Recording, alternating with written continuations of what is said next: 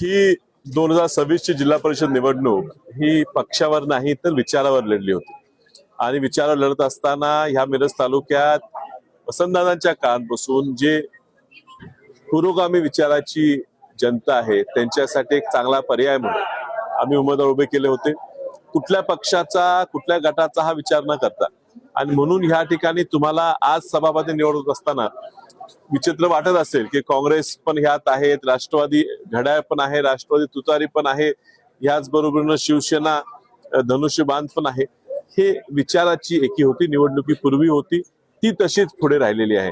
आणि या ठिकाणी आमचे नेते घोरपडे सरकार यांनी आमच्या विनंतीला मान देऊन या ठिकाणी पहिला सभापती करायचा मान हा एक तरुण 21 वर्षाची MBA शिकत असलेल्या मुलीला मान दिला आहे।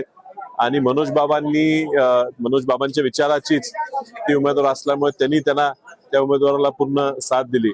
आमचे नेते जयंत पाटील साहेब, विश्वित कदम यांच्याशी काल रात्री चर्चा करून ही एकत्रित आम्ही मोड बांधलेली आहे।